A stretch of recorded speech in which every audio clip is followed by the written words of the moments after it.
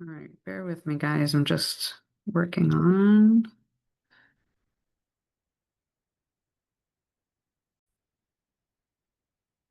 Okay, super. We're gonna get started, guys.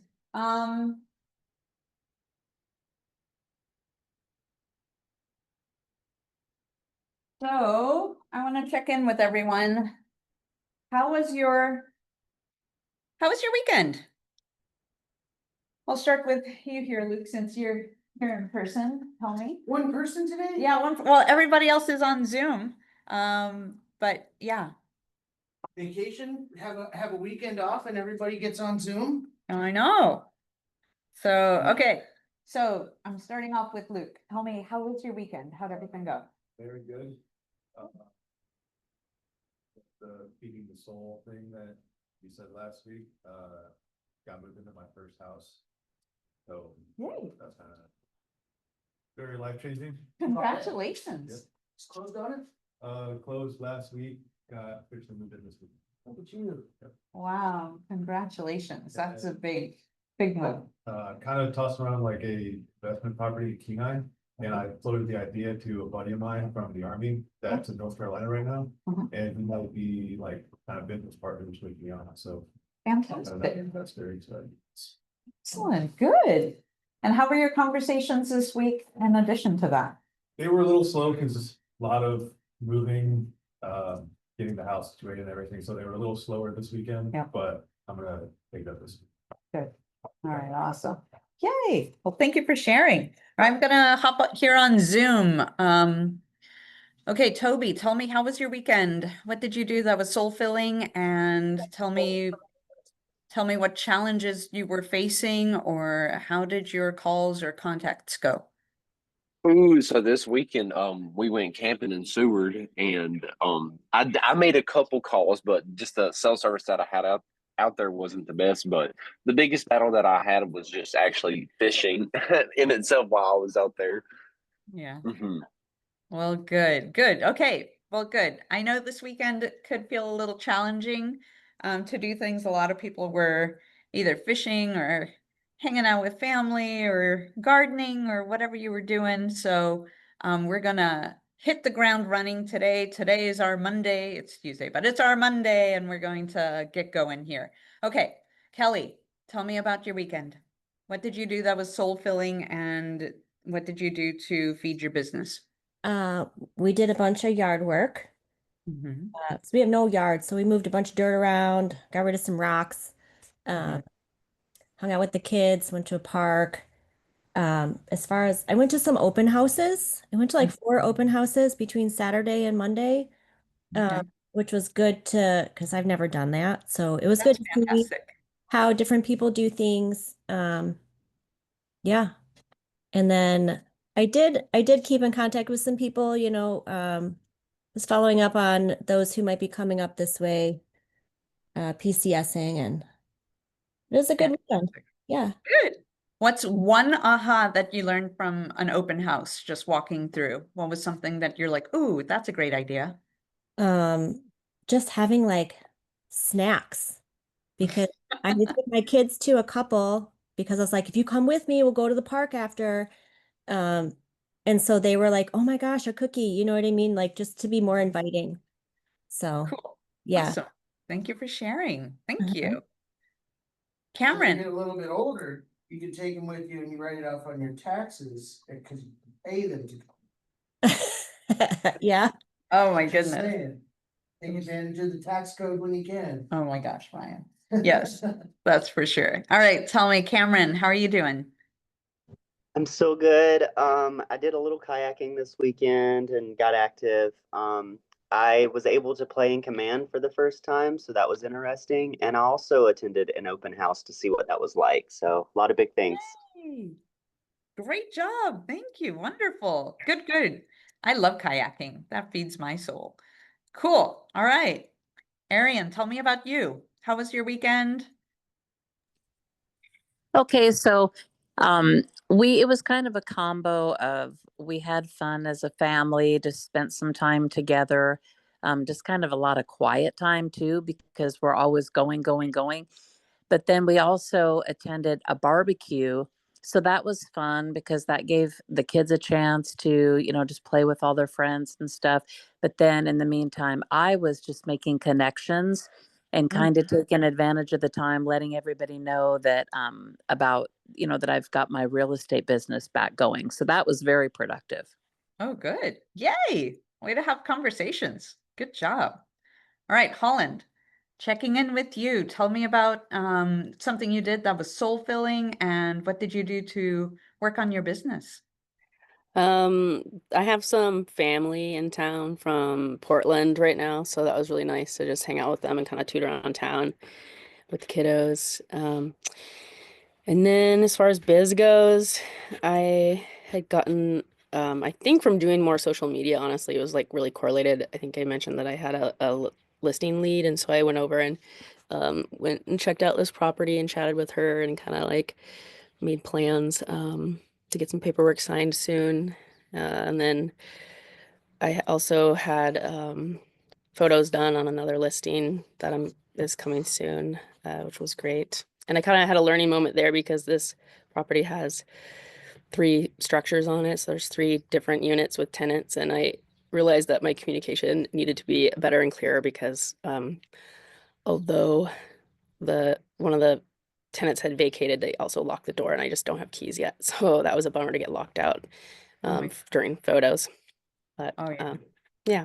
And also in general, I'm just like talking more openly about real estate with people and giving people my card and not feeling shy about it. Very good. Okay, super. Thank you for sharing. Hello. Hello, good morning. Sorry, I was late.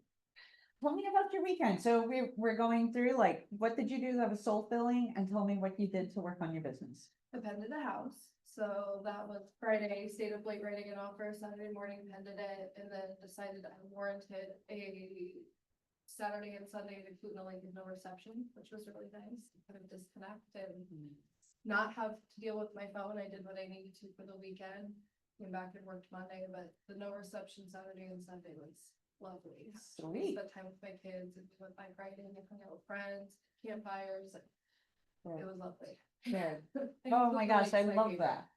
That's very, very nice. I'll tell you guys what I did that was soul filling. So I actually had, it's kind of like go with the flow. You kind of figure out like, what are you doing? You have these plans and you think you're going somewhere, and I was supposed to go to Whittier, but plans changed, so I ended up staying behind. And I was like, oh, bummer. I really wanted to be out on the water or just hanging out. And you know what? Everything works out for a reason. So I ended up staying at home and weeding my garden, buying some hanging baskets, and I had a chance conversation with another licensee. She was asking a question, and then the next day she called me and she's like, hey, do you want to co-list something? I'm like, sure. They needed somebody who had a very calm spirit. So that's me.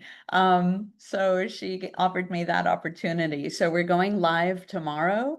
It's a $725,000 home in the ranch subdivision. I'll be hosting an open house on Saturday. So if any of you guys are interested in swinging by to come take a look, or would like to just stick around and learn, how to host an open house or just shadow, you guys are welcome to come by. And I'll get you guys the information for that. It has a daylight basement and it backs up to a creek. It's a lovely home, very well staged, makes it easy to show off. So anyway, that's an opportunity.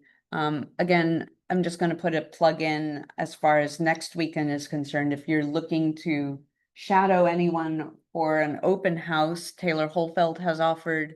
I'm sure there are other people who have open house opportunities. Jump on that. That's your opportunity where people are walking in and you can get belly to belly with folks. Just face to face like that. That is the power of being able to be in someone's presence. Then you can just be yourself and put that out. In case you haven't checked your email, I sent you guys some open house resources. There, I included some stuff that I received or I had from when I first started, and conversation starters. Take what you will from it, and then I went digging into our command and I found other resources, which I thought was really, really, really helpful. I hope it helps you. If you all need help, along the way, then just let me know. Okay, cool. We're gonna get started. So I'm tempted to stay seated, but I'm gonna stand because I feel I have a bit more energy. So, for those of you on Zoom, I'm just going to, let's see, I don't know, maybe, do I keep my camera on?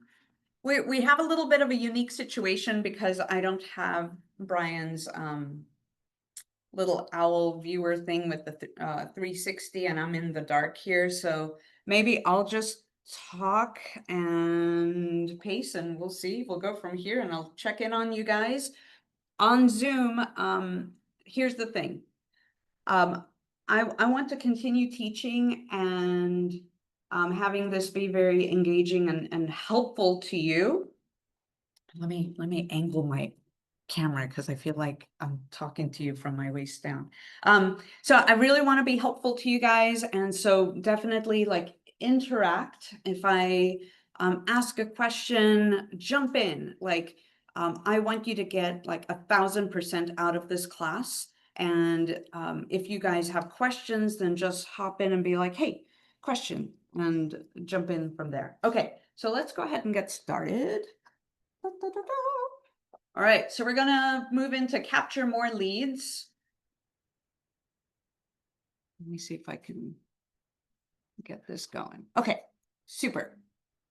Okay, so last week we covered lead generation, generate your leads, grow your database, capture leads with open houses, capture leads with social media. And today we're going to talk about capturing even more leads. Like, where else can we find more leads?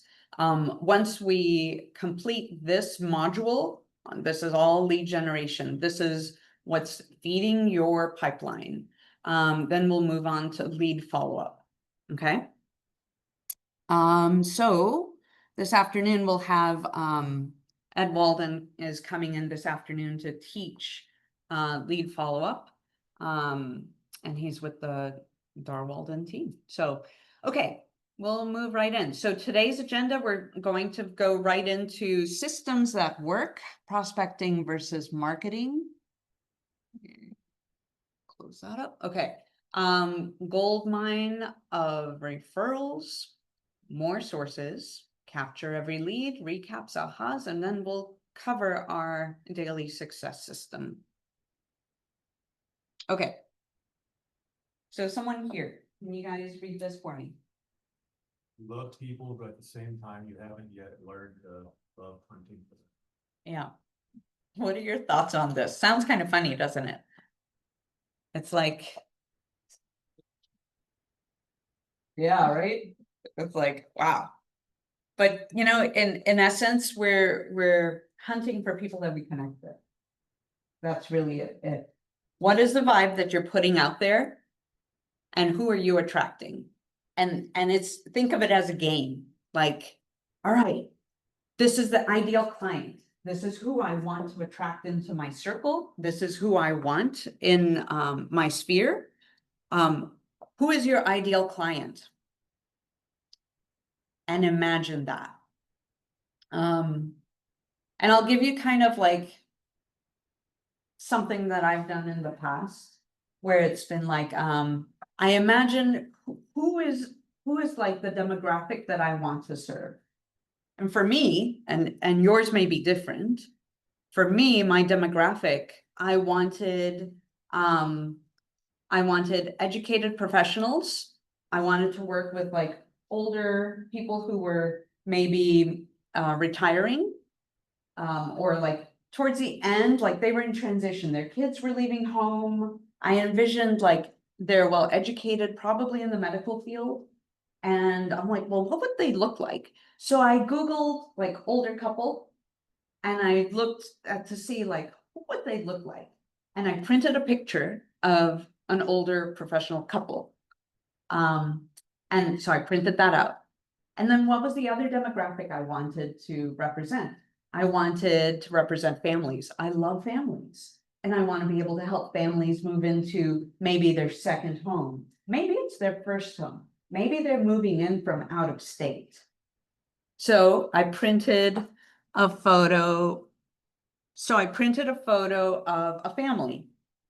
And when I did this, we just had somebody join us on Zoom. So basically we're talking about, who is your ideal client? So I brought it to mind, like, older couple, probably, well-educated, medical field, maybe they're looking to downsize. And then I also wanted to help families, that were even moving from out of state or transitioning into needing a bigger home. But I love families, people with like kids, and I just love to love on kids. So I printed those two photos. And I'm giving you these ideas because could you imagine who your demographic is? Who is the type of client that you want to attract into your world? Right? Because we love people, but at the same time, you haven't learned to hunt for them. This, in essence, I'm thinking I'd love to be able to move this into who are we attracting into our world. So once I printed those photos, I placed them at my desk. And when I started to make my prospecting calls or connecting with people, I envisioned these are the people who I'm attracting. And guess who I attracted into my demographic? Military, medical people. There was a doctor I represented, and they were moving out of state. They needed me to, basically sell their home. There was another retired couple. The wife happened to be a doctor as well, and military. So it was funny that I was like, oh my gosh, look what I'm attracting into my world. And then other people who are in transition, looking at retiring and maybe wanting to sell. So I started attracting people like that, or people who were moving in from out of state. And I'm like, how is this happening? That I'm attracting these types of people, and they're calling me because they were either past clients or they were referred from someone else. Or where else did I find them? They just happened to see me on Zillow, or I don't know how they found me, but ultimately they found me. So what I'm saying is get crystal clear on who you're attracting into your world. All right, here we go. Okay, so we're going to cover systems that work. Your number one job is to find ways to get in the path of motivated buyers and sellers. How are we going to do that? What are some ways that we can get in the way or in the path of motivated buyers and sellers? You guys have learned some tools this past week. Open houses, absolutely. Social media, yes, that's huge. How about you guys on Zoom? How else can we get in front of motivated buyers and sellers?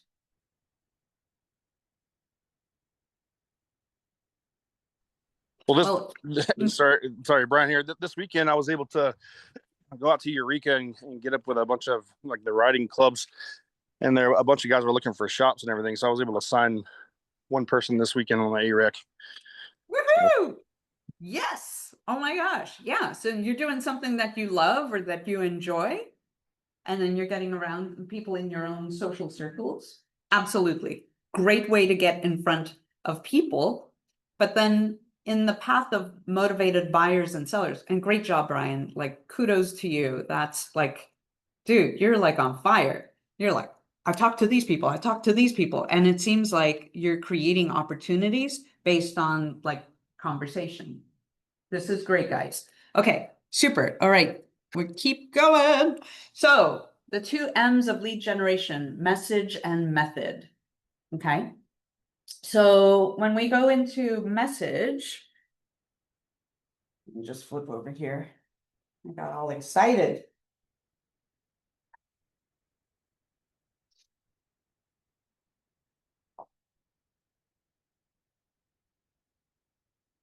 Okay. So number one, our message is like, what is the message that we're putting out there to our clients? What is it that we want them to know? How can we help them? So we need to match the market and make an offer. So oftentimes we see this in social media. We can see it when we have a conversation with someone. And here are some examples. An awesome house just came on the market. If you're looking for a home in this neighborhood, call me right away. So it uses those two principles, like if buyers are looking for a house in a particular neighborhood, and then you're making an offer. And then you also, when we talk about matching your market, who's your target audience? And then what are the market conditions? So we want to get really, really specific when we're targeting, especially in social media, or we're putting advertising out there. One form of advertising that we did was like, do you want a list of foreclosures, especially for investors? But even non-investors, people who are looking for a good deal or a fixer-upper, or an investment property, hey, we can provide a list of foreclosures. So we actually did Facebook ads that way. My husband ran some Facebook ads and like, hey, do you want the latest list, the complete list of foreclosures in the area?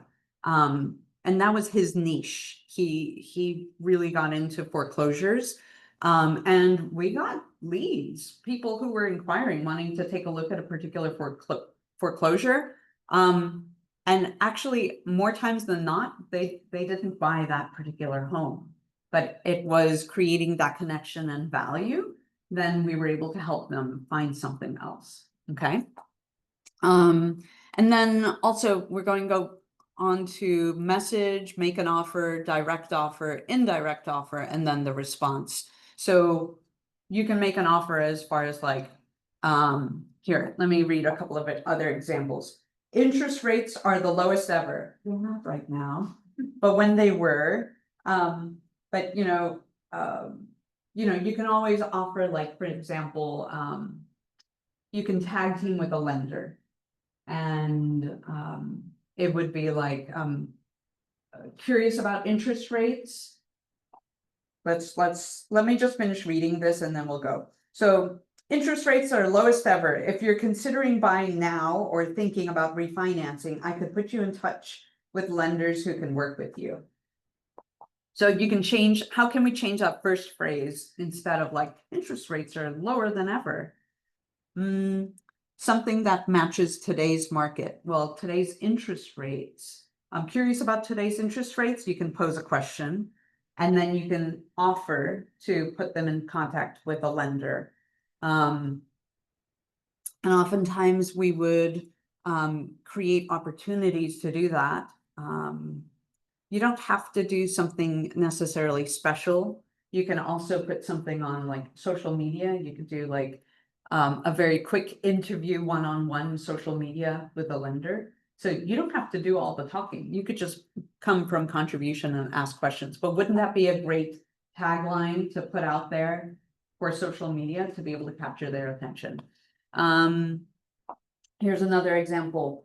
Do you know about the prices of homes in your neighborhood or any, well, let's see, how are they saying this? Do you know about the prices of homes in your neighborhood or in any area of town? I've just got the report for you. Call, text, or visit my website to sign up. So if people are curious about even like their home prices or their home value, that's something that you can blast out to prospect in a neighborhood. Okay. All right. So the method number 2, we actually covered this before, and it looked like the little funnel system where we prospect and we market. And then there's a difference between both. Let's keep going. So method 2 is prospect, market. You time block to protect that time. You prepare, you take action, and hold on, I gotta move things here. And then you maintain.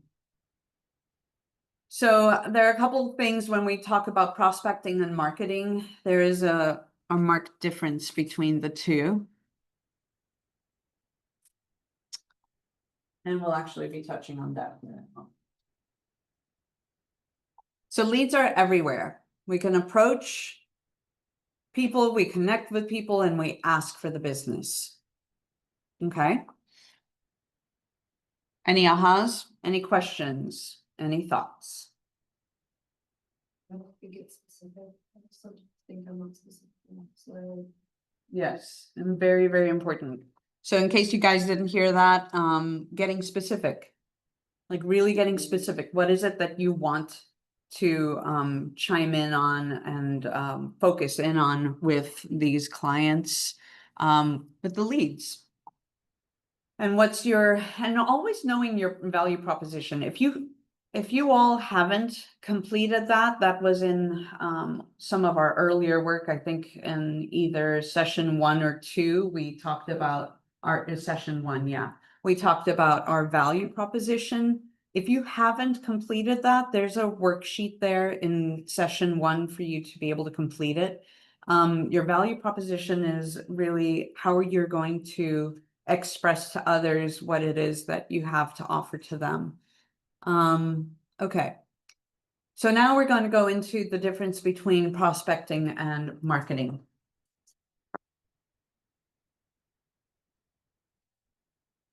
So lead generation is a contact sport with simple rules. It means making contact with people through prospecting and marketing. Okay. So it's a contact sport. Every person you come in contact with, they're a potential lead. Even the ones who are not ready to buy now, they are a lead. You just stay in touch with them. You never know. They are a referral source. So don't be like, oh, they're not ready to buy yet. That's okay. Maybe they know someone else who's ready to buy and they can be a great referral source. Okay. So we had looked at this graph before, and this is the likelihood of a move. This talks about everything moves in cycles. Isn't this interesting? When we look at our market, it absolutely moves in cycles, and there's usually 7 to 10 year cycles. So this talks about okay, when a client has moved, this is the likelihood of when they're able to when they're looking to move, and it's not very high when you go in the down curve, and definitely at the bottom, maybe they're starting to think about it, and then as they get, past the maybe the 4 or 5 year mark, the likelihood of them moving is much higher. So it's really important to just stay in touch, because no matter where they are in that bell curve, you could be catching them at a certain point. One thing I want to mention about this is think about when you're prospecting, when you're looking for business, if you're doing research on neighborhoods, look to see how long people have owned their property for. And then maybe that's someone you want to target, someone who has lived in the property for greater than 4 years. What's interesting to me is lately I've been listing homes where people are moving in 2 years. And I'm like, this is crazy, guys. You guys, or 3 years, they just bought in 2022 or 2020. And every single one of them is life circumstances have changed. But guess what? Those people who bought in 2020, 2021 have crazy equity. Most of the time they do, because they bought so low.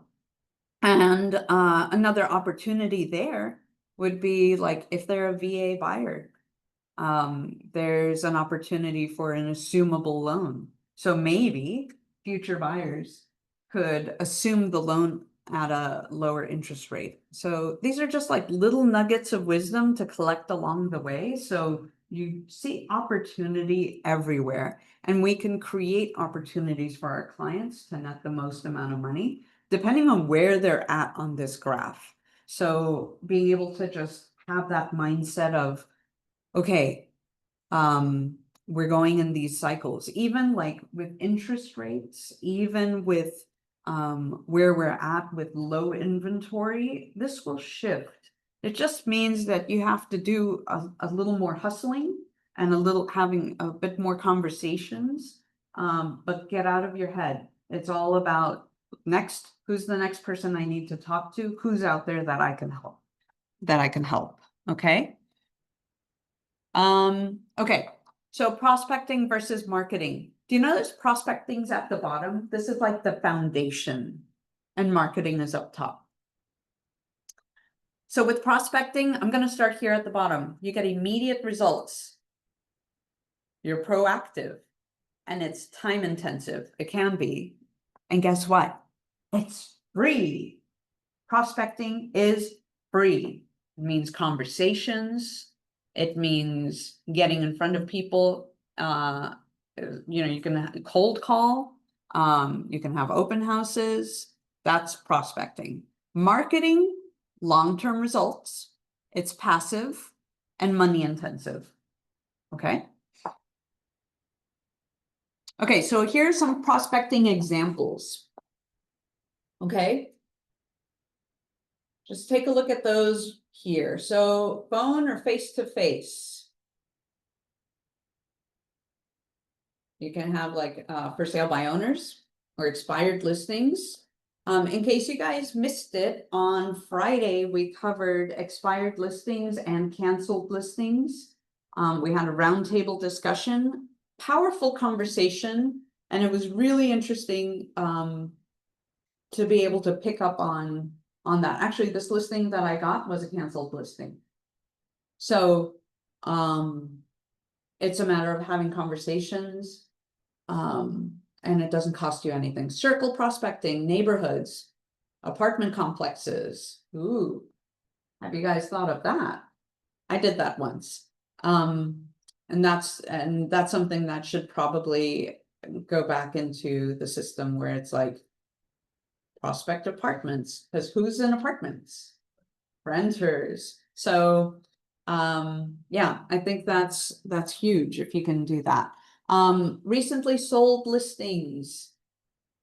Well, let's see, recently sold. Okay, so circle prospecting, you can use recently sold to be able to send that information to local neighborhoods, saying, hey, I sold this property in your neighborhood. Even if, or if you didn't, you can ask maybe a listing licensee, hey, can I advertise that your property just sold? You can do that and circle prospect by door knocking that neighborhood. Recently listed properties. Do you guys know what I mean by circle prospecting? Do you guys know what I mean? Sort of ish.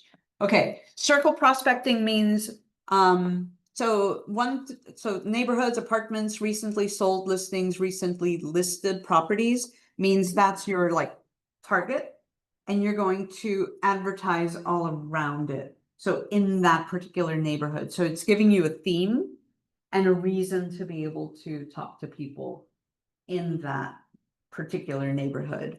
So for apartment complexes, your focus might be tired of renting, looking, curious about what it would look like to own. You can do that by direct mail.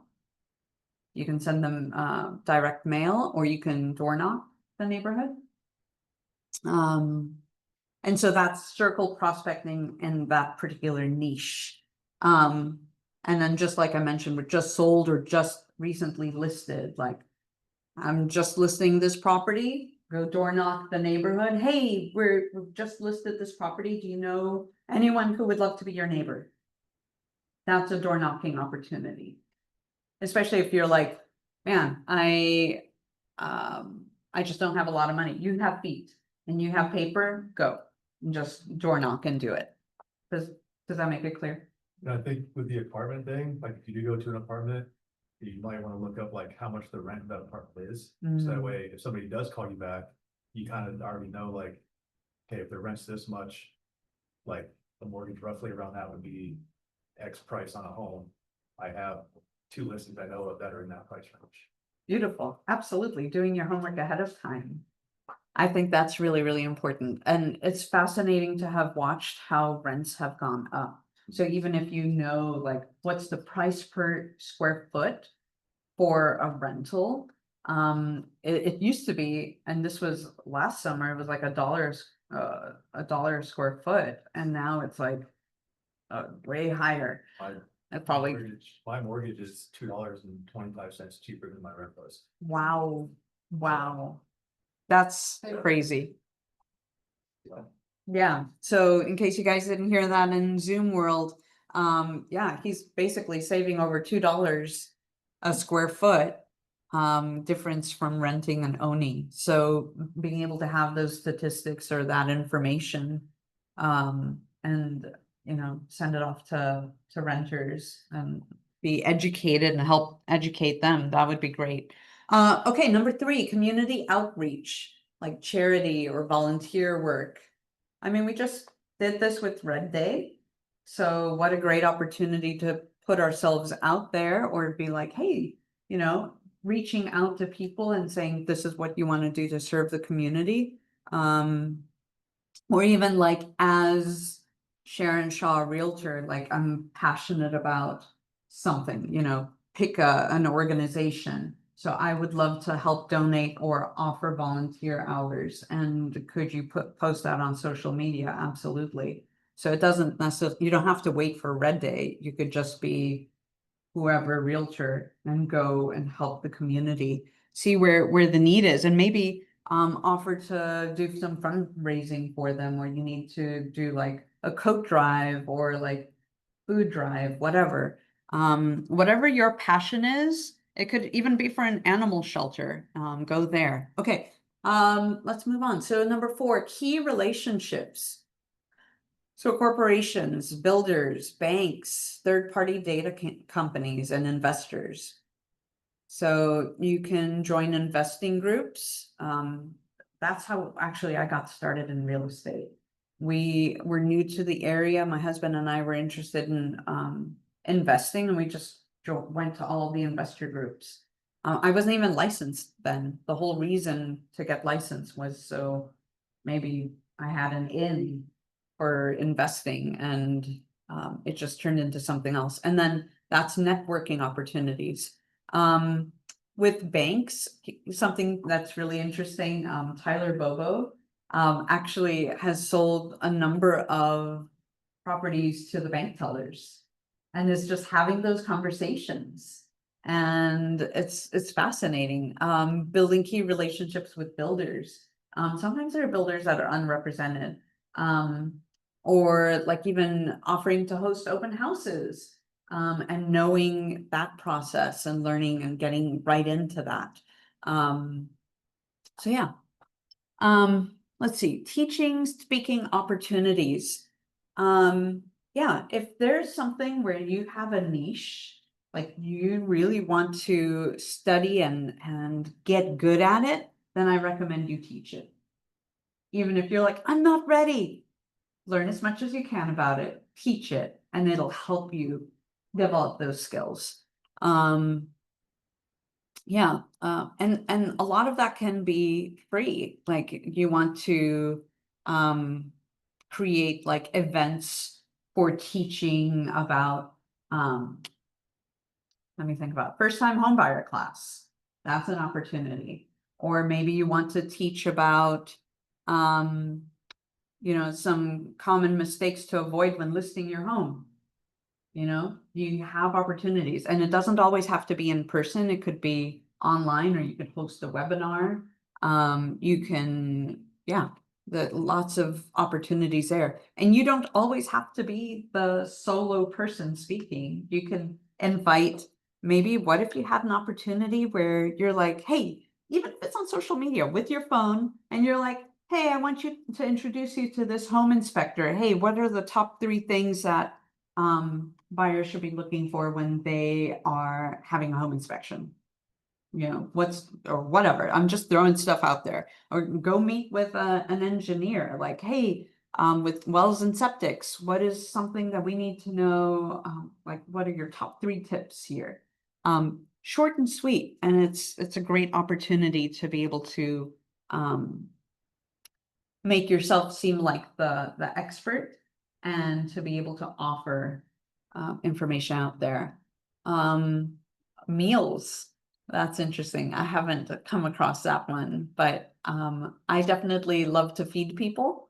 So every time I have an event, we have it catered, or my husband usually cooks for it. So door-to-door canvassing, we talked about door knocking, networking events, booths and kiosks. Some licensees will have a booth, maybe at the home show. There are different opportunities you can be out there. And then walk-ins, sometimes if you're at the office, you'll have some walk-in business. Okay, well, let's keep going.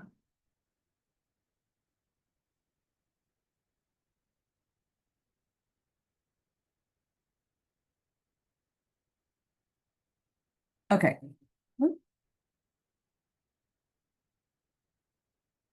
Okay, so for both prospecting and marketing, we have farming, we have events, we have networking, and we have purchased opportunities here.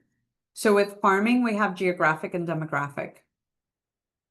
So definitely looking geographic specifically goes towards a particular area. Like if I'm based in the valley and that's where I would like to focus in on, maybe I'll get hyper focused in Wasilla and maybe even more hyper focused in one particular neighborhood. I'm just going to use the ranch subdivision as an example. So the ranch subdivision, that is a specific geographic area. So you can go as big or as small as you want to get, but I think there's value in getting laser focused. Okay. When farming, also demographic, like who are you targeting? Are you targeting, you can get into demographics as far as like, you know, how long someone has owned their home for. Did they buy it with a VA loan? If you're targeting veterans. And talking about farming, we also will be doing a roundtable discussion on the 30th. That's this Friday, right? Yeah, this Friday at noon. It will be available via Zoom, but I think we'll be based in Wasilla. And so we have a potluck happening out there too. So please come on out and check it out. But Friday at noon, it's going to be hyper focused on farming. We actually are having First American come out to talk to us about Ignite RE. Ignite RE is a program that First American offers to help you collect information like addresses, phone numbers, be able to dial in on those demographics or geographic areas to be able to farm. And let me back up a little bit. In case you don't know what farming is, it doesn't mean that we get a pitchfork and soil and gloves and we're farming. We're farming for leads. We're actually looking at a specific area, maybe a specific neighborhood, and we're going to touch the people in that neighborhood and continue to touch. And those are long-term, it's a long-term investment. Why do we call it farming? Because maybe in that area, we're going to reap what we sow and it's going to take a while, but we need to water it. We need to fertilize it. We need to fertilize the nurtures in that neighborhood in order for it to come back to us. So we have long-term investment, short-term investment. Which one is going to give us the quicker return? Is it going to be farming or is it going to be open houses? Which one do you think? Who's the quicker return? Open houses for sure.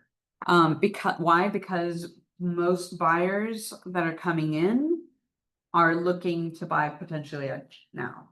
Like they're qualified, they're ready, or they're starting to look and they have the seed planted in their mind. They're ready to buy a home now.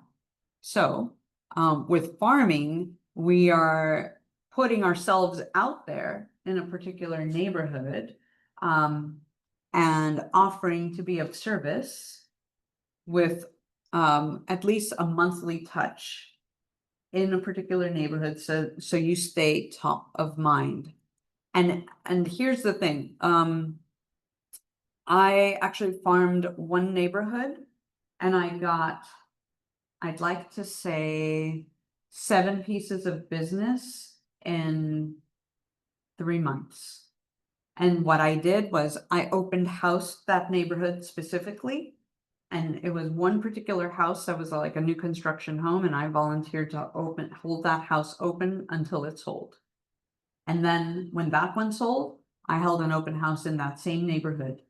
And I just targeted that one neighborhood because I knew it had a high turnover with military members. It was in Palmer, easy to get into, and easy commute location. So it was a popular neighborhood and great price point. And so then I door knocked that neighborhood. People started to recognize who I was. My signs were out. So that's what farming is. You're planting seeds in one neighborhood and seeing what you can reap at the end. Okay, so prospecting and marketing. In, you know, when we talk about farming again, you can do it for free. And there can be an investment. If you're like printing stuff out, mailing, that's your investment. Events, open houses, seminars, contests, client appreciation events. Open houses, we've covered. Seminars, it doesn't have to be real estate related. I held a seminar for estate planning and brought an attorney in to be able to talk about estate planning.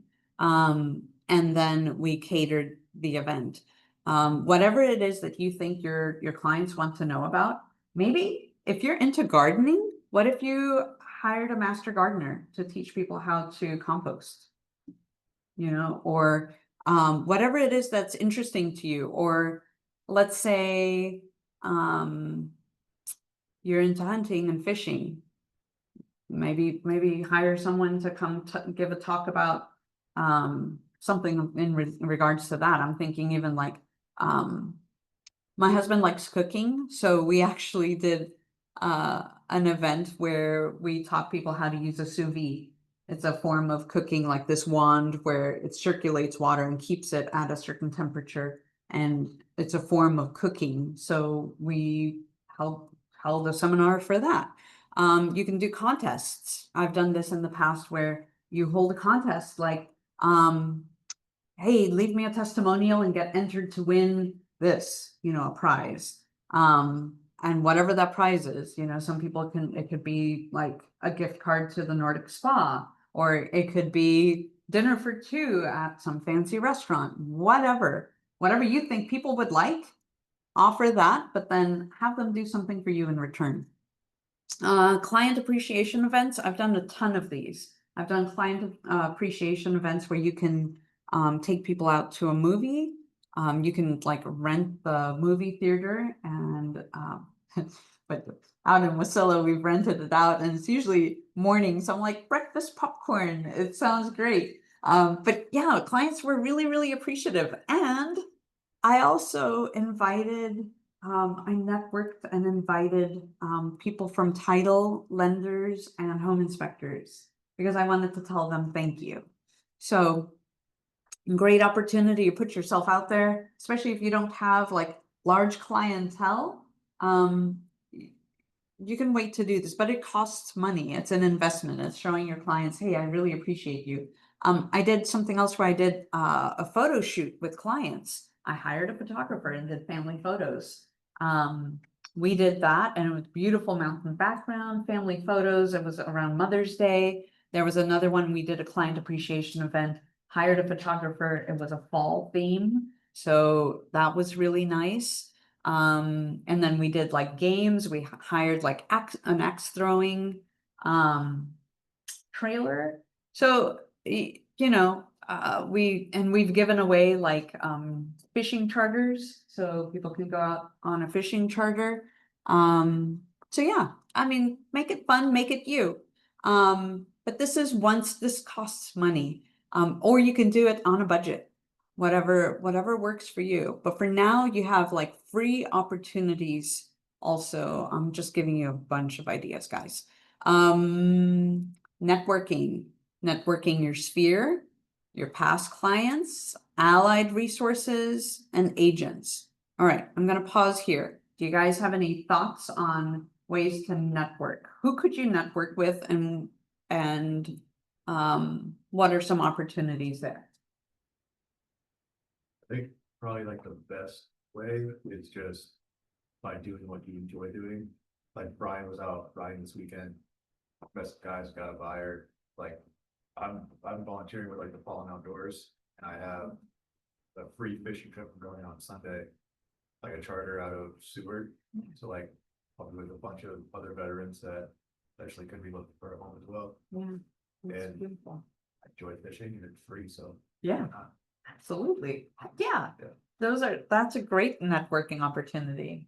Any For me, other? I'm at children's sports at least 3 days a week, so sports families and all those things, we're setting at tournaments for 12 hours, so having time there. And then I'm also part of a multifamily investing group outside of Alaska, but my network is here as well. And I've sold a fourplex to other people in that, program with me that doesn't have anything to do with single family real estate, but doing some business, and I've got another buyer for that as well. So. Wow. Yeah, way to network. How about you guys on Zoom? Any thoughts on how to network? How would you do it?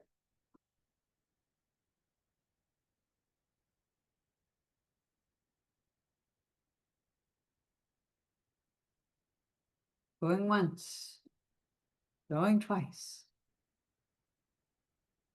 Okay, I'm gonna give you guys an idea. Okay, allied resources. Take a lender out to coffee and pick their brain. Form connections with lenders that, that could potentially refer business to you. That's what I did early on. And there's a difference though. There are some lenders who don't necessarily have walk-in business and others who do. The ones that do, well, it's worth just networking with a variety of them. So I happened to connect with someone who was with Global 11 years ago, but it was Alaska USA. And she has been my referral partner. She was sending referrals my way. I'd send referrals her way. And so we just maintained that relationship. But she wasn't the only one. There were others that I was maintaining relationships with. So when I started to look at where did my business come from, one of the folks that was feeding my business was from from lenders. So really, really important to, to network in that way. Yeah. And then also, hey, Brian. Remember to record? Yes, it's recording. Yeah. Brian's checking up on me. Okay, so, yeah, you can network with other agents, in the lower 48. Maybe part of your business plan is to connect with one licensee in every state, maybe more than one, and make sure to stay in touch with them. And it's a great way to be able to send business their way. I've connected with, I'm originally from Maryland and the Washington, D.C. area. So I connected with a licensee out there, and I had her sell some of our properties that were out there. And then when people over here were looking to relocate, I connected them with her. But it's just nice to be able to have that network. Of course, and then we'll go into referrals because actually we're gonna cover that too.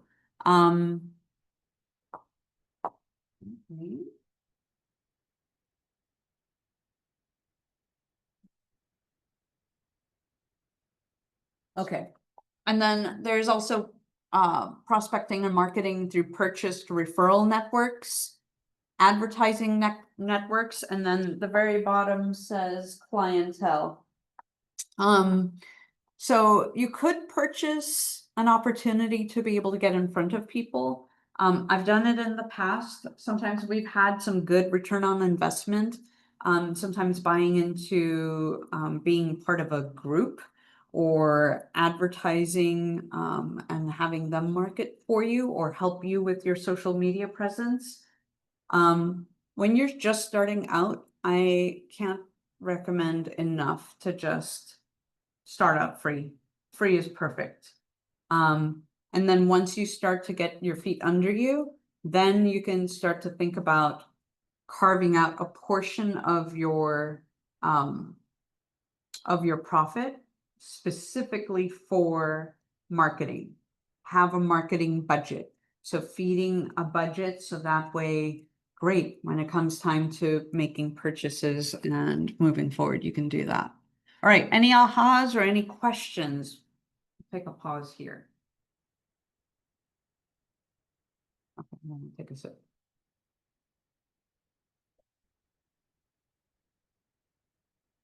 Okay. So gold mine of referrals. This is where we're going next.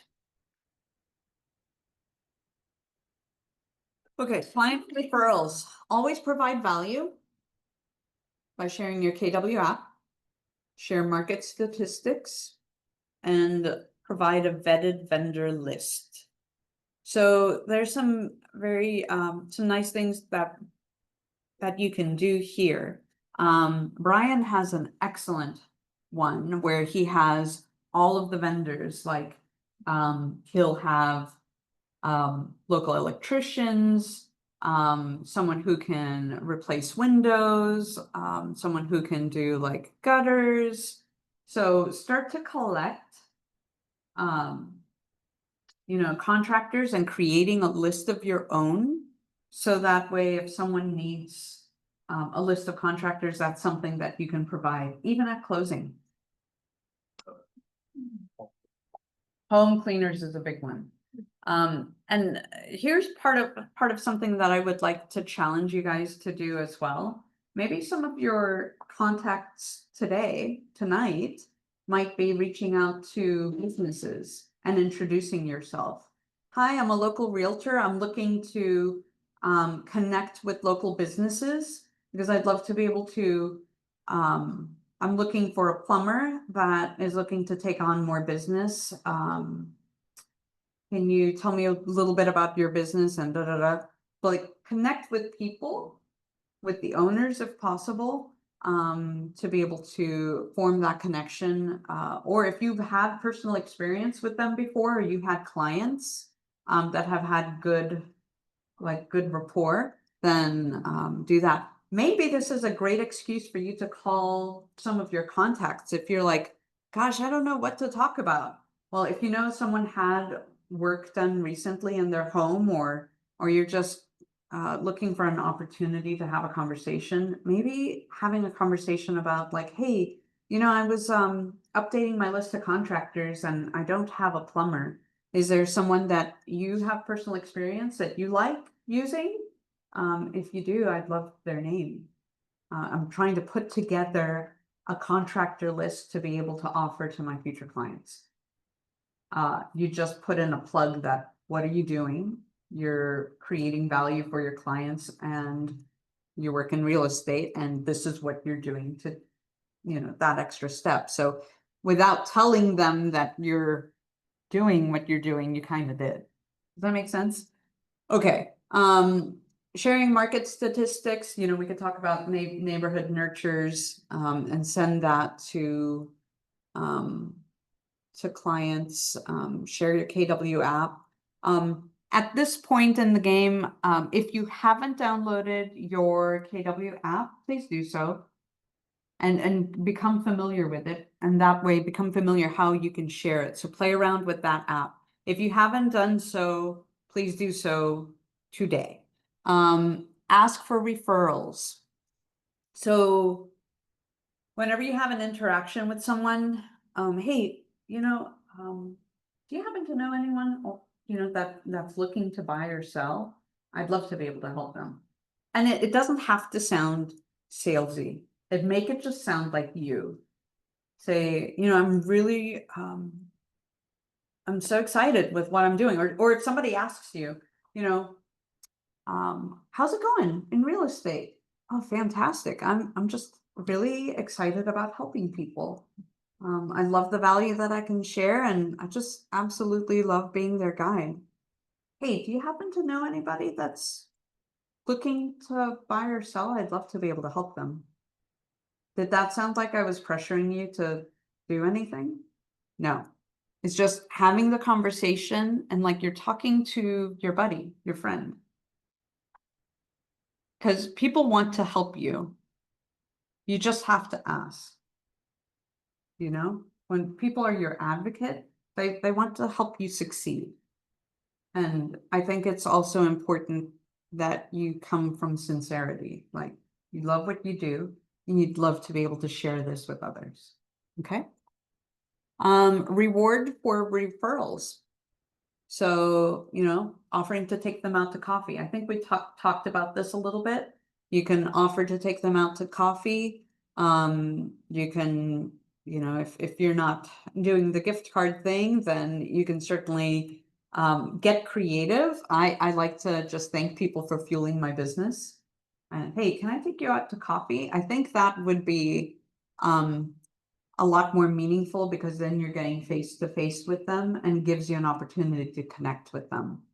So an hour of your time to say thank you, and it builds a little bit of connection and it allows you to ask questions and build a deeper relationship with them. And then follow it up with a handwritten note. There is such power in that handwritten note rather than a text. Because there's a disconnect there. I believe that it's like, wow, someone took the time to write something to me. So I highly recommend it. And don't shy away from it. All right. Okay, touching on agent to agent referrals.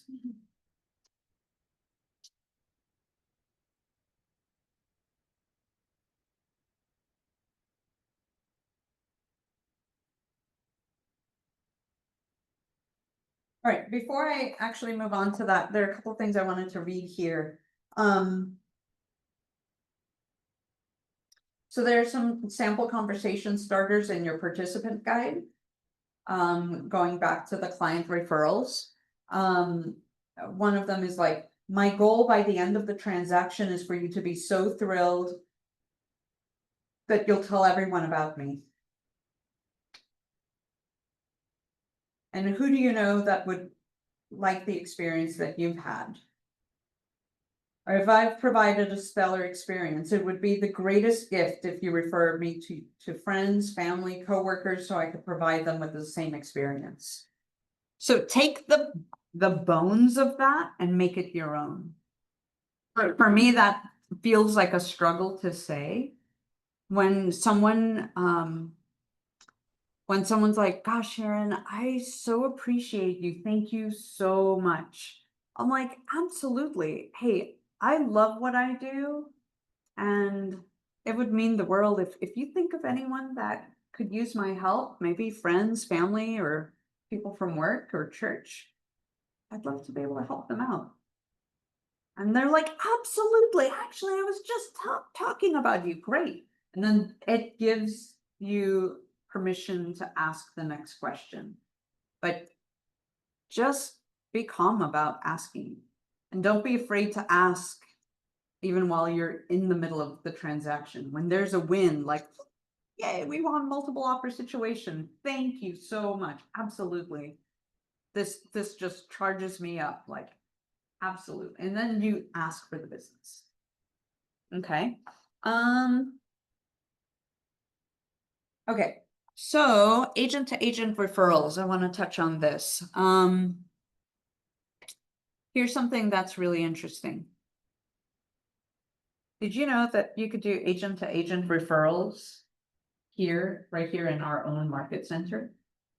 So let's say, for instance, you work primarily, and I'm just going to use this as an example, primarily in Anchorage, and you have a referral, someone looking out in Willow, and you're like, I don't want to drive all the way to Willow. Then you contact someone in the valley or whoever maybe specializes in Willow. That's a great opportunity to create a referral. When we talk about agent to agent referrals, and I'm going to break it down, this means that we have a lead and we're referring this lead to another licensee. By doing so, you can ask for a referral fee. And oftentimes, depending on how much work you've put into that client, sometimes I see it between 20 to 25%. So, so it depends. Whatever it is, I honor it. I don't negotiate it. If someone's like, hey, I have this lead for you, and are you okay with a 25% referral fee? Absolutely. Why? Because it's a lead. It's an opportunity. And I always want to be like, yes, yes, yes, yes. Because if they know that I'm available, I'm ready, willing, and a go-getter, would you think that they might refer future business to me? Absolutely.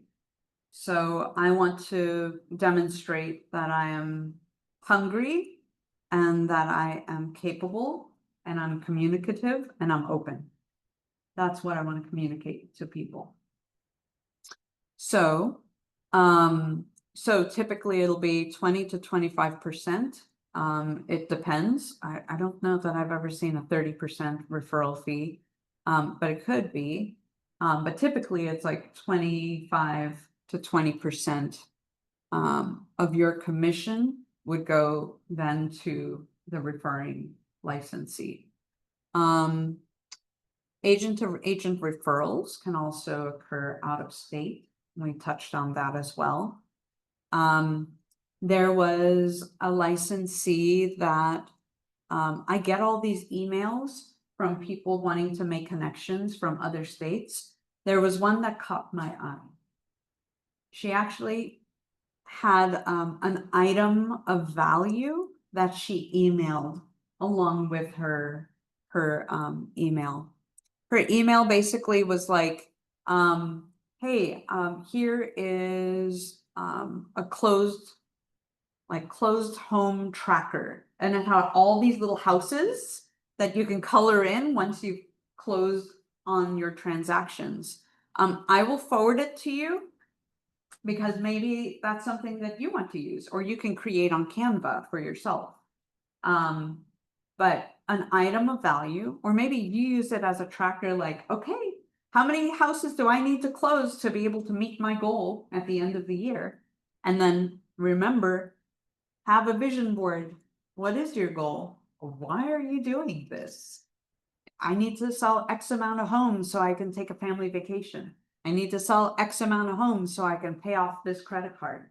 I need to sell X amount of homes so I can, you know, save this amount of money so I can move mom in with me, or whatever.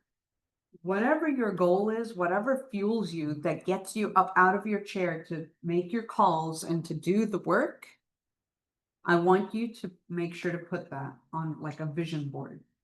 Place an image of that, what it is that you're hyper focused on doing, why are you doing this, and who your ideal clientele is, and that's what you're looking at as you're making your calls.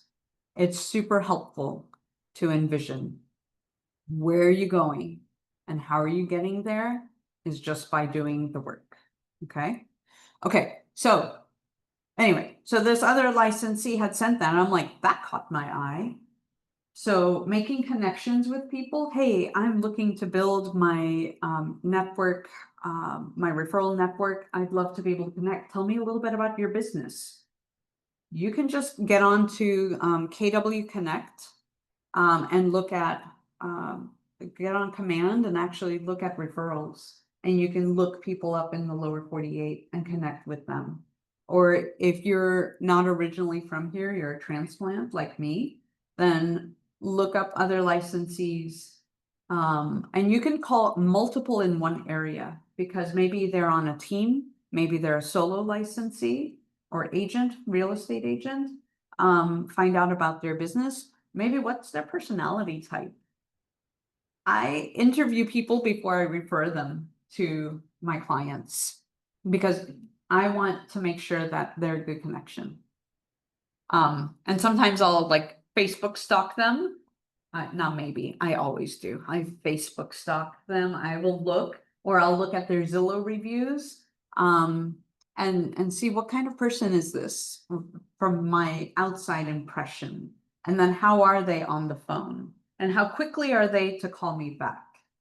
A lot of that plays into effect. Okay.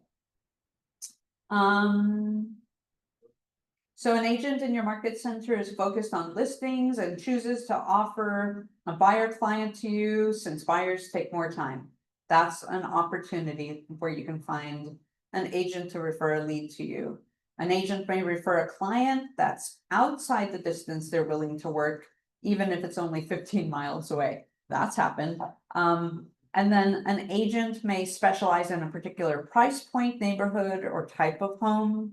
You know, totally an option. An agent in another town or state has a client moving into your area and they refer their client to you. So very important to stay top of mind and hop on to Command to be able to look at those opportunities. Okay. Agent to agent referrals, maintain, grow, and manage.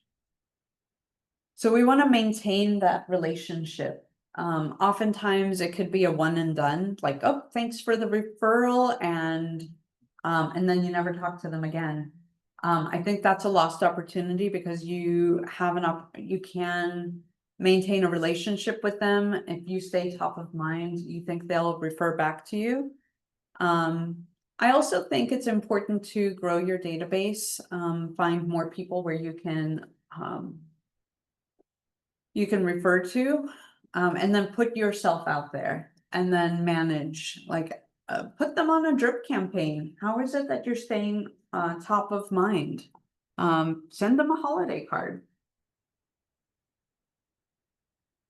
And then here in Command, it really shows you, like, you can look up, you know, these referrals and add people to your network.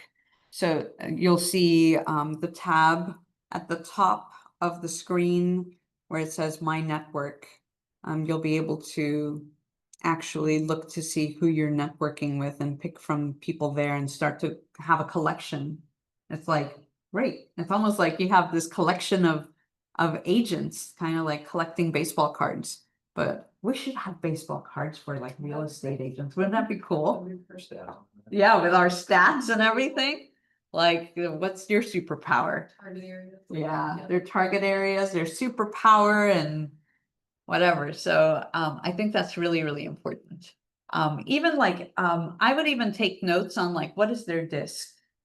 Like, what's their personality style? And if you don't know what the disc is, I'll send you guys a link. I retook my disc this weekend actually, because I'm like, I want to see what it looks like. But the disc talks about like the 4 personality types or attributes that we have. But it's helpful because it helps with communication. I made a mistake not a mistake, but there was a very driven agent up in Maine, and he was very high D, very dominant personality. And go, just get it done, get it done, get it done. The client I referred him to needed more hand-holding and more nurturing. And so needed a softer presence. So they were not jiving. So that's why I'm like, it's important to like not just pick Joe Schmo, like have a conversation with them and know who you're referring and what their needs are. I think that just helps. And I always also tell my clients, if I'm referring them to someone, hey, I'm here to help you along the way. So if it's someone, if they're going through a transaction, feel free to bounce things through me. And I will also tell the referring agent, like, hey, I hope you don't mind. You know, I just want to check in periodically just to see how things are going. And ultimately, they are the expert. So we don't want to step on toes because we're not an expert in their field necessarily or where they're located. Like rules in real estate can differ from definitely from state to state. But we can come from curiosity and ask questions. So if there is an issue, well, wait, well, we didn't do this in Alaska. And they your client comes complaining to you about the other licensee. Say, "Oh, let me look into this. Thanks for letting me know. Interesting. It might be different in another state. Stay curious and open in everything. Okay. Here we go. Worldwide referrals. This is an opportunity. I think I touched on this last week too, where we talked about we have you know, KW worldwide. We have KW in London. There was a licensee here. He was part of a big team and he moved to London and he joined KW in London.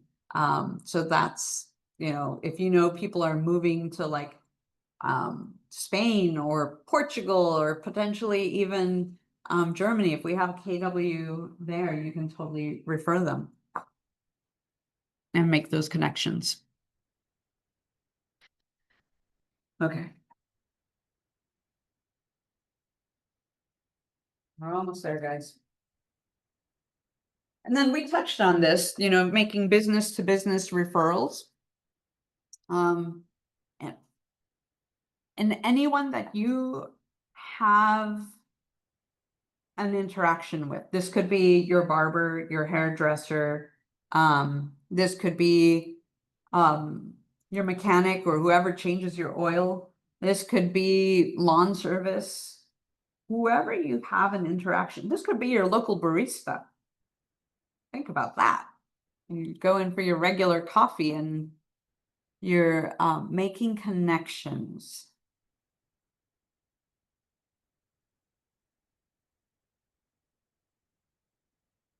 So you can also, like, we touched on this too. I guess I'm giving you overview.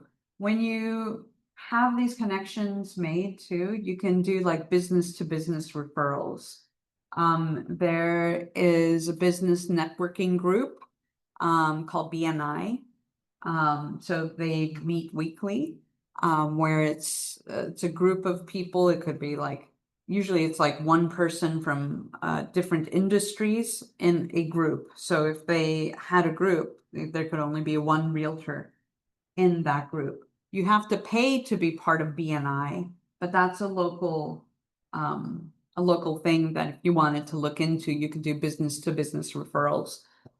Or you could do it organically by just connecting with people that you do business with every day and talk about like, hey, if you happen to know anyone who's interested in real estate, would you refer them to me? I'd love to be able to offer that guidance.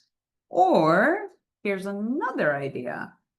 What if you offer to come in and do a home buyer seminar for employees of that company? Like, hey, I keep going back to plumbers, but hey, you go into this plumbing business and you're like, hey, I'd love to be able to, I'd love to educate, and I'm offering some education about the home buying process and today's market. Would your company be interested? This is totally free. I just would love the opportunity to get in front of your employees and just offer some education. And then also looking for business in return. You're offering something of value.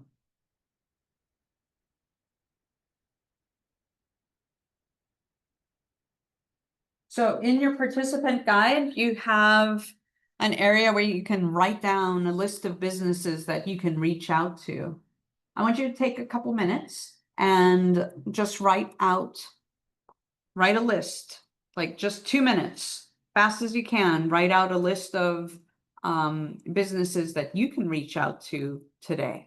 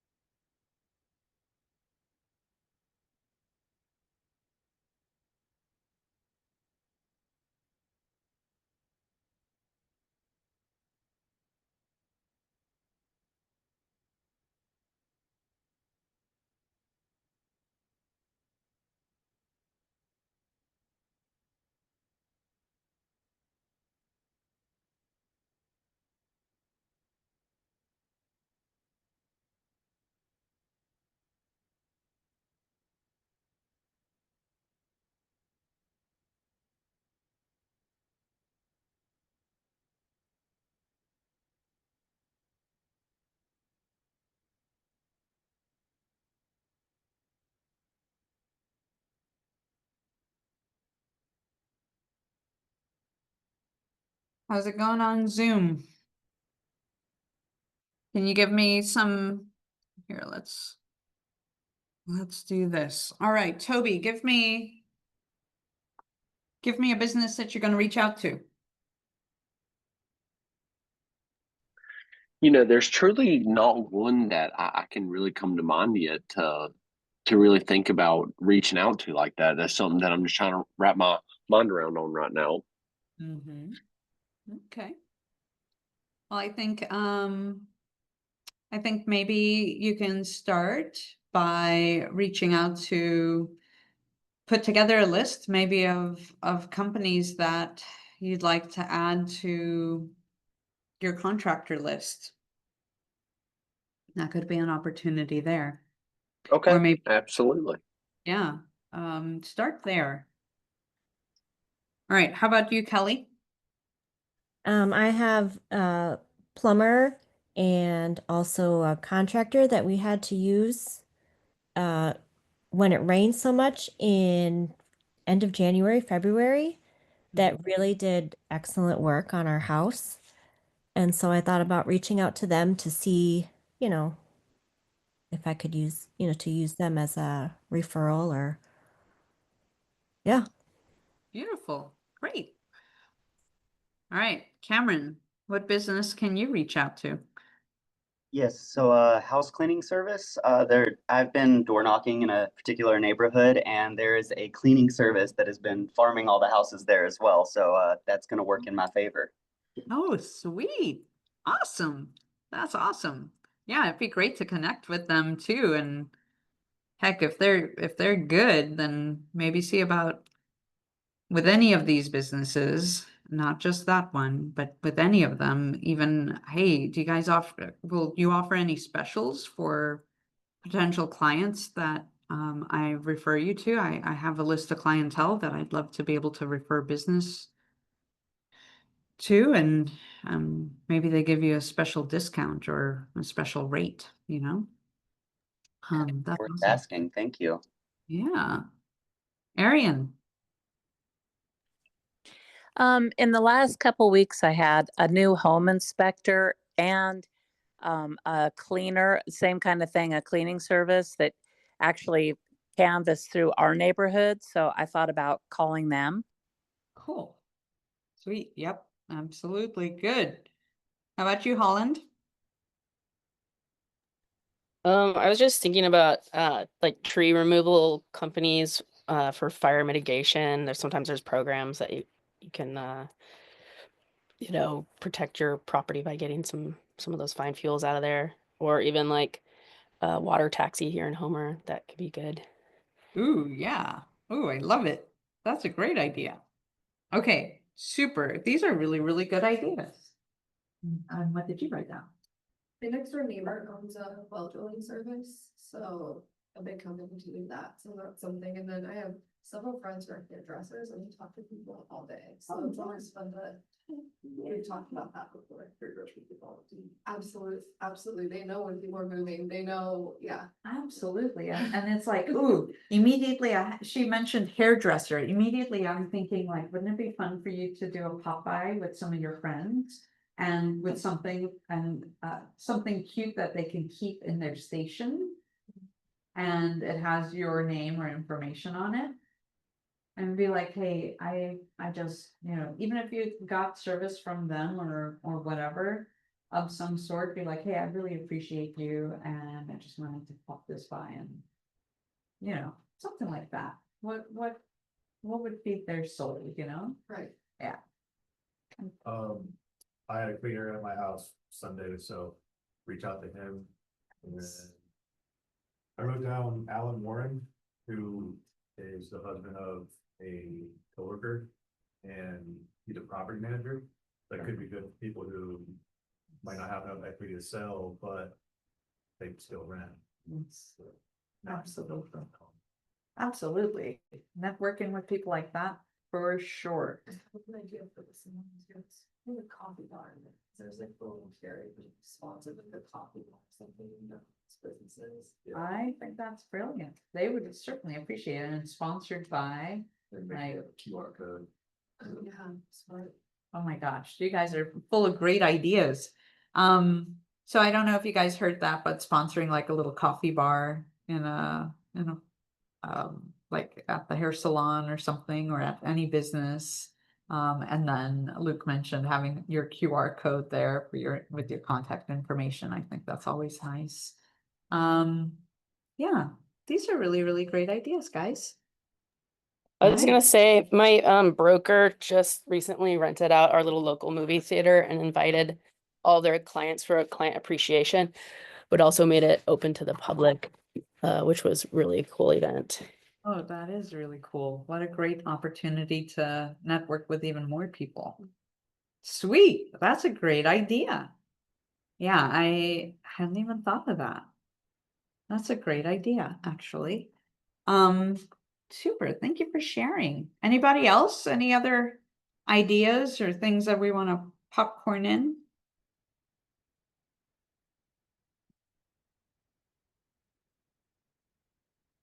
All right. We're moving on to more sources. Okay, so we did touch on geographic farming. And again, this Friday, we're really going to dial in on kind of the how-tos. How are we going to do this? So geographic farming, a collection of homes, a neighborhood that an agent chooses to focus their marketing and prospecting efforts. And so we can maximize our prospecting and marketing in a geographical area farm with open houses, social media. So, and then conversations, contacts, and notes. So if you keep notes on a particular neighborhood, let me back up. We've touched on open houses and, circle prospecting by door knocking the neighborhood, inviting people to an open house. But regarding social media, maybe you're driving down the neighborhood and highlighting the playground in the neighborhood. Maybe you're highlighting some special features of the neighborhood. Maybe because it's close to trails, or close to the trail system, or it's located in a place where there's a lake. Dog park? Yeah, totally. And or maybe it's close to downtown where people can walk. And just finding some neat features that you can highlight. Something I wanted to comment on, there was a new licensee out of state. He built his business on showcasing neighborhoods via social media. So he didn't know it. He was brand new to the area. He's like, well, I guess I better find out about this neighborhood. And I'll just use a neighborhood that I'm familiar with in Palmer as an example. Like maybe you pan and take a video of the sign of the subdivision. Maybe it's Bayshore, maybe it's Equestrian Acres. And you learn about, like, do they have a homeowners association? Those are common questions that we hear, like, tell me about the neighborhood. Well, they may have a homeowners association. Dues are typically about this, but that can change. And maybe you're door knocking and that's an opportunity to be like, hey, I'm showcasing this neighborhood because I have buyers that are interested in this neighborhood, or I want to be able to tell people, why do they talk to the neighbors? Sorry, my words aren't coming to me. Talk to the people who live there when you're door knocking. Why do you like living here? What do you love about the neighborhood? That's an opportunity. Let me just close this up. So being able to door knock and ask them, and then maybe you pop that in to your video or your social media post. Like you can just use their first name or their initials and be like, one of the neighbors said they love living here because of all the kids that are in the neighborhood. Or another one says, oh, I love the quiet enjoyment. Like there's nothing, there's no sound. I love it. I can't see my neighbors. It's very private. Whatever, like whatever that, or we have, I love the community aspect. We have the community yard sale, and I just love that we have a community center and, the sense of community, whatever that is. be able to articulate that in social media. We talked about conversations, you know, that's just talking to the neighbors. They're just another human being. If you're afraid of talking to humans, you're in the wrong business. Or change your mindset. Because I will just say I was afraid of door knocking. And I had to wrap my mind around it's just talking to another human being. Like, if I was telling my friend about real estate, how would I talk to them? I'd just be really sincere and be myself. I think I was getting hung up on what it needed to sound like and scripts. Scripts just help you give you the formula, and then you make it sound like you. Okay? But you say it enough, it's going to come to you. Taking notes, like, yeah, just keep notes on neighborhoods. If that's helpful, because then you can reference back to it. That way you're not keeping it all in your head. Oh, no. What did he say? They got food for 15. Oh yeah, whoops. That's okay, we have team meeting too. Okay. Hey, you guys that are on Zoom, you missed out. We have food. Okay, so anywho, how events and seminars, I touched on this, you know, hosting an event for folks. I think that's really, really important. You know, you can tag team with a lender and be able to do like, you know, what's the market looking like? What do we need to do moving forward with you know, with today's market? You know, what mistakes do you need to avoid? It doesn't only have to be for first time home buyers. It could be like, it could be for like curious about today's market. Here's what not to do. You know, sometimes it's like, you know, what's interesting, what sells actually is fear. And not that we want to create fear, but it's like, hey guys, don't make this mistake, or worst mistakes that can be made by, you know, whatever, fill in the blank.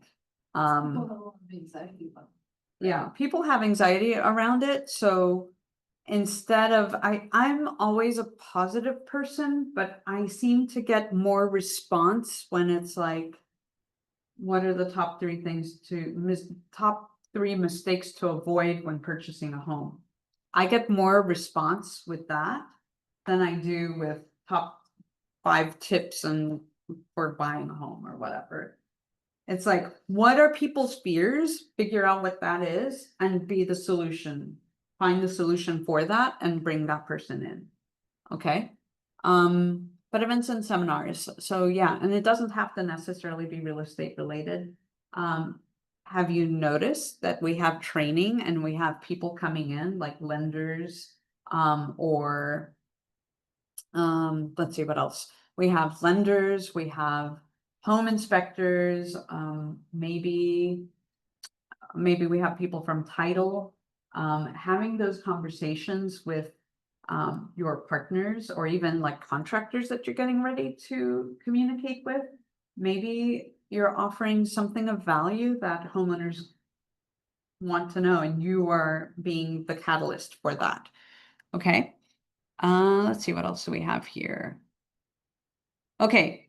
And leads are everywhere. So we definitely have touched on this. Grocery store, coffee shop, repair shop, hair salon, dentist's office, wherever you go, that's an opportunity. Okay. Any questions, any thoughts?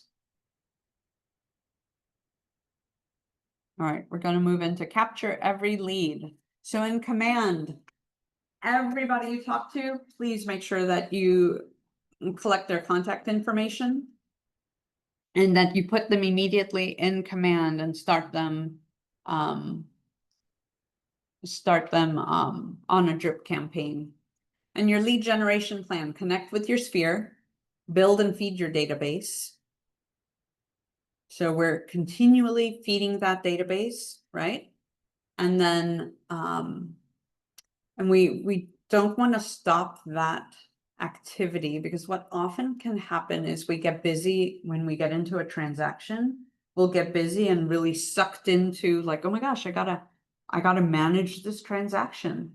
And then what goes off to the wayside is your lead generating. That's what's feeding your business. So if you're not lead generating, the future business is going to come into a lull, and then all of a sudden you're like, oh my gosh, I got nothing in the pipeline, and you are scrambling. So I want you to protect your time and time block.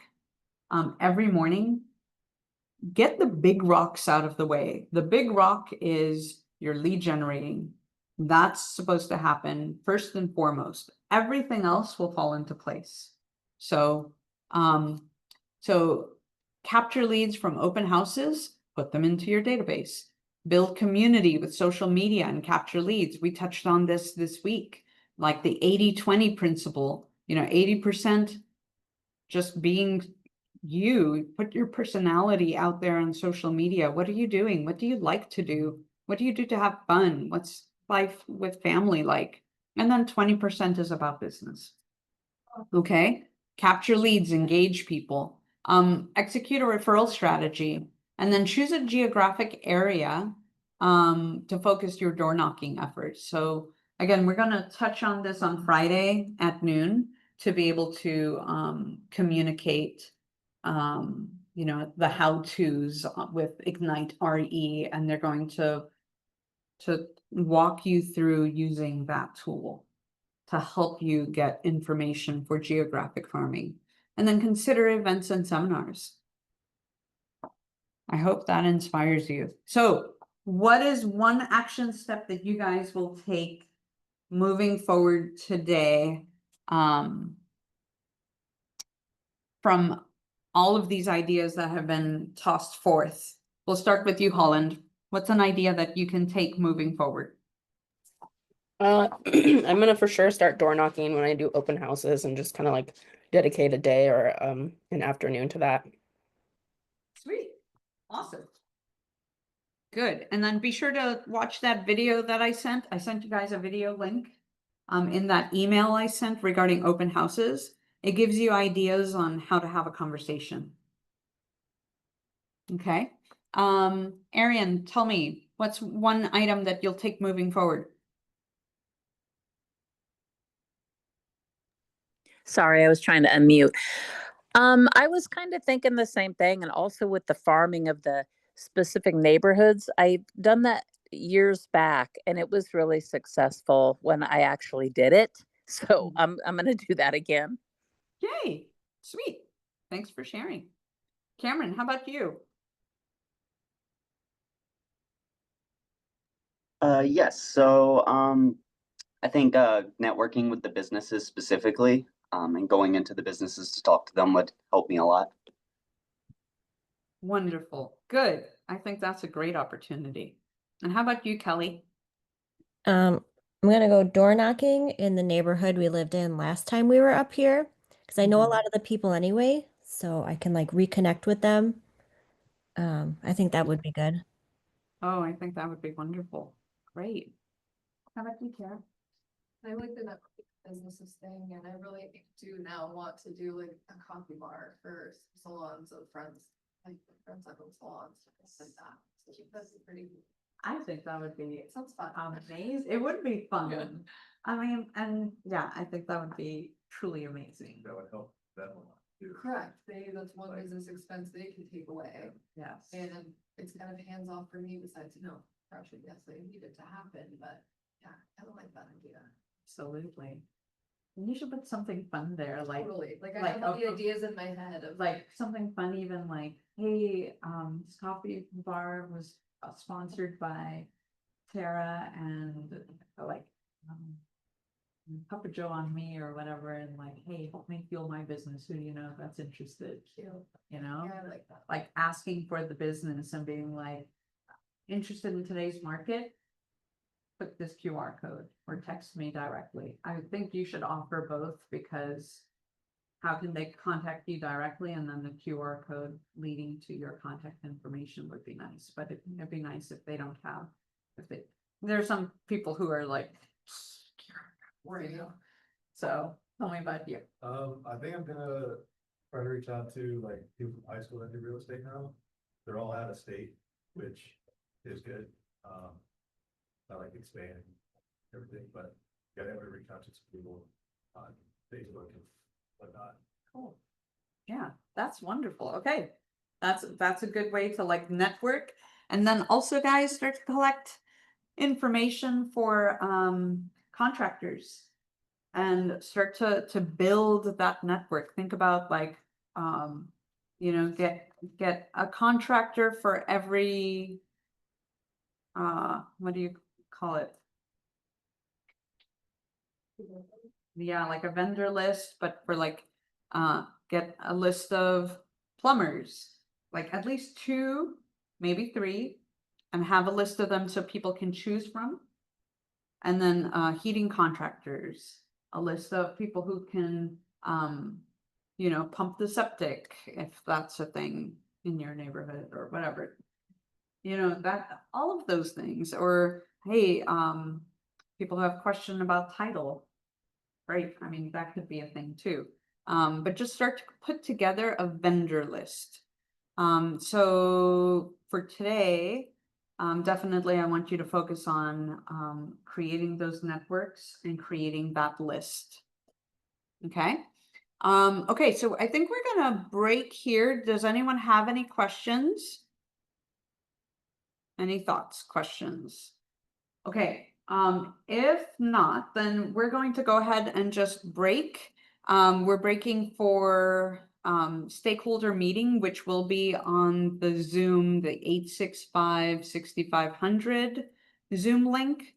And that password is all caps KWAG, KWAG. So you can hop onto that for a team meeting. It starts at 11:30 and it goes till noon. And then we'll meet back up using this same link, the link I sent you guys. You'll meet back here at noon. Okay. All right. So I'm gonna end it here and we will connect later.